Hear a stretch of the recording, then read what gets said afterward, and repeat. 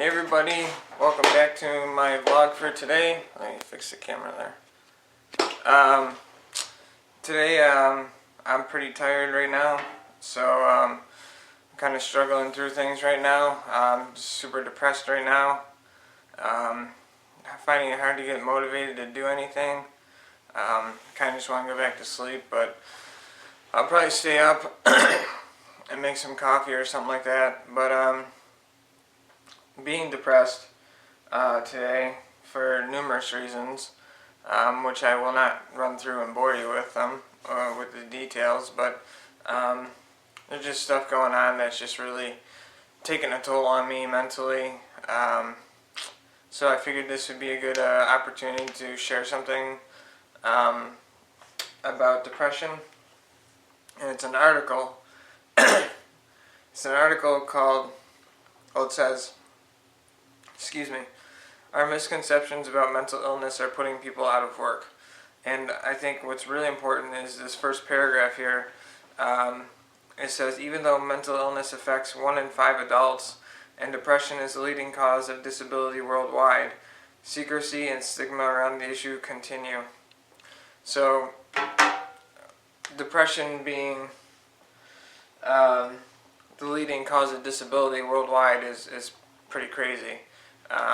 It affects 1 in 5 adults. That's pretty significant.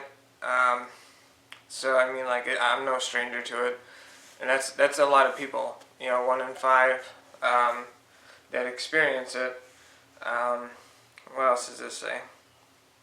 It says the problem is especially acute in the workplace. While individuals with mental illness often wish to work and are able to, their unemployment rates remain 3 to 4 times those of individuals without a mental illness. Not having a mental illness is something I couldn't even fathom. Like, I don't know, how lucky some people are that don't have a mental illness. It must be wonderful. I don't know. It says, I'm an expert in mental health, and I found this is probably the person who wrote the article, and I found that to dispel stigma surrounding mental health in the workplace, researchers like me need to first tackle several myths. I'm not going to read the whole entire article. I'm just going to pick and choose, bullet points, I guess you could say, I think are significant. So, here's one. Mental versus physical illness. I skipped the first myth because I just didn't think it was relevant. Well, it's relevant, but I'm trying to do this for the sake of time as well. And what's more interesting to me, mental versus physical illness. The second myth is that mental illness is associated with moral failing, unlike physical illness. In our own lifetimes, we may remember the stigma and secrecy surrounded by cancer and AIDS. Scientific research and education helped these prejudices give way to understanding. The more we know, the more we understand that mental disorders are not moral failings or subjective complaints that people can simply snap out of it, but are seriously debilitating and deadly medical conditions like any other. So they're trying to say that mental illness should be taken as serious as something like cancer and AIDS and whatnot, and the stigma should be removed from it, because the more people were educated about cancer and everything like that, it helped the situation. So if more people are educated about mental illness, you would think that in turn it would help with the stigma on mental illness. Let's see. Here's one. It says mental illness does not equal violence. The third myth is that those who have mental illness are dangerous. Very, very. It's obviously not true. Media and public perception continue to perpetuate this myth, even though large-scale studies have shown no difference in levels of violence from the general population. People with mental illness are actually more often victims of violent crimes than perpetrators.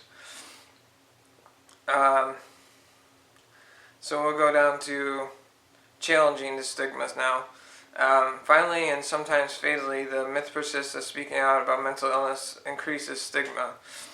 which, you know, is ridiculous. Like, speaking out about it, Hang on one second.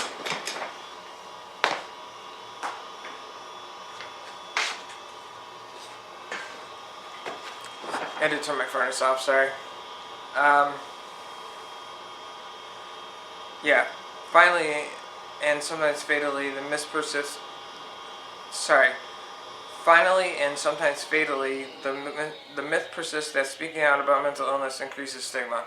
I know I just said that. I had to read it again from my own recollection. But, it's you would think that speaking out about mental illness would help cure the stigma, but they're saying otherwise. Excuse me. Irving Goffman, this is another part of the article. Irving Goffman, I'm not sure who he is, but it says, gives a compelling description of how stigma stereotypes a person as abnormal, deformed, and dangerous. Stigma, hence, is a form of violence, and it originates from ignorance and misunderstanding and harms those suffering from mental illness by depriving them of their humanity. See, it's all about misconceptions of mental illness, and people just, what the public portrays people with mental illness to be, which is, it's obviously not fair to people with mental illness. It's just, it's it's not fair. But that's what that's how the media is. Plus, there's plenty of movies out there that perpetuate the stigma of somebody having a mental illness and being crazy and everything like that, which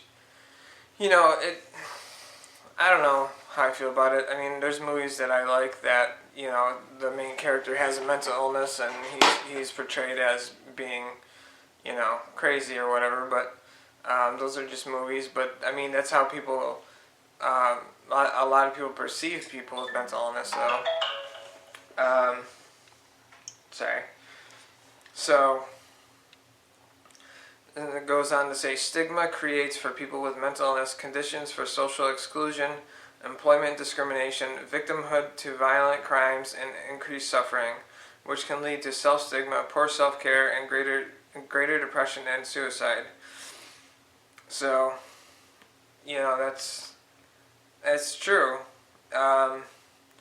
The thing about depression is it can really knock you down, and it's more than just somebody who doesn't have a mental illness. I mean, everybody experiences depression, but when it's chronic, then something's wrong, obviously. And articles like this are, I think, good because it helps to explain more in depth about the truth of like a mental illness, and it really talks about the stigma about mental illness and how the stigma affects somebody with the mental illness out in the general population, not just it helps in general. So it goes on to say, let me see, it's a long article.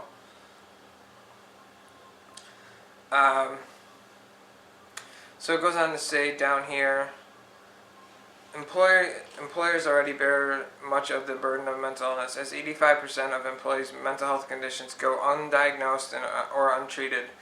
As of 2017, employers subsume more than $100 billion in lost revenue and 217 million lost workdays each year. Prejudicial attitudes also exclude needed talent for the workforce.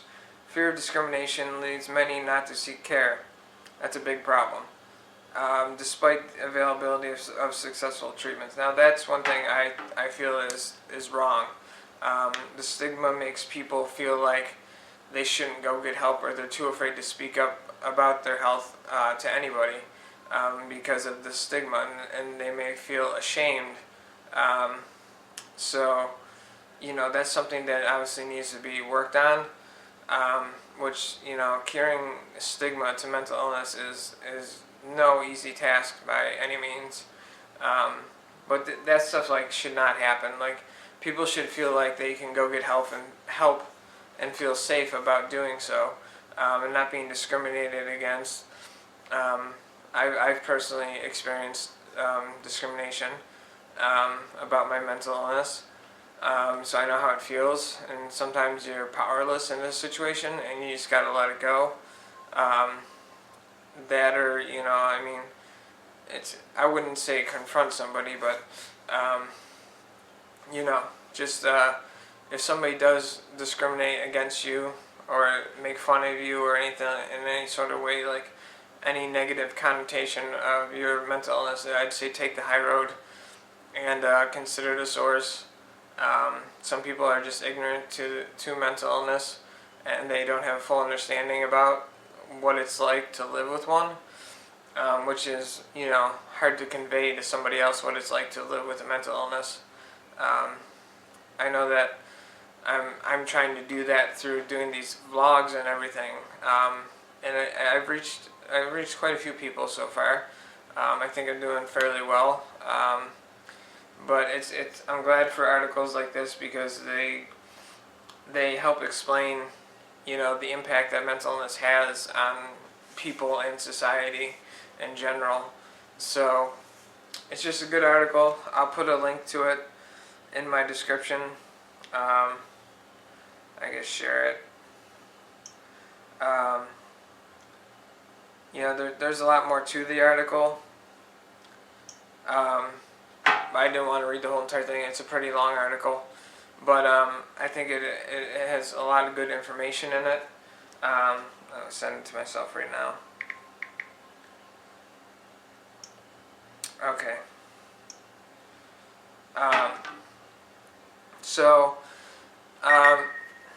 What is this? Oh, it's the email I just sent to myself. But anyways, I feel like that was a great article. I didn't read the whole thing, like I said, it's for time's sake. Sorry, I was just trying to see how long the video is.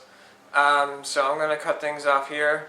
That is my vlog for today. I think it's a good one.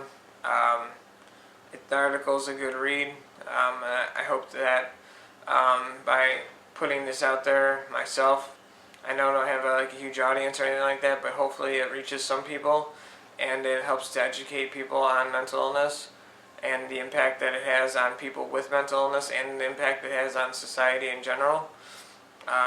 So I also hope that it helps clear the picture about mental illness and what it's really like, and all the statistics and whatnot. So I know this isn't too entertaining, but I feel like it's something that people need to be educated on, especially the fact that what did it say in the beginning about depression? Especially because it says depression is the leading cause of disability worldwide, and secrecy and stigma around the issue continue. If depression is the leading cause of disability worldwide, I mean that's just, that's just massive. That is way too many people that are experiencing depression if it's up to that level. So, but anyhow, I hope you guys enjoyed the article. I hope you guys enjoyed the vlog. I hope that I helped to educate some of you on more about depression and mental illness in general. I'd appreciate it if you guys would leave me a like, leave me a comment, and maybe subscribe even. I'll be reading more articles in the future. This is just one of them that I've got, and I figured it would be a good read for today. So hope you all enjoyed it, and hope you all have a good day, and I'll see you in the next one.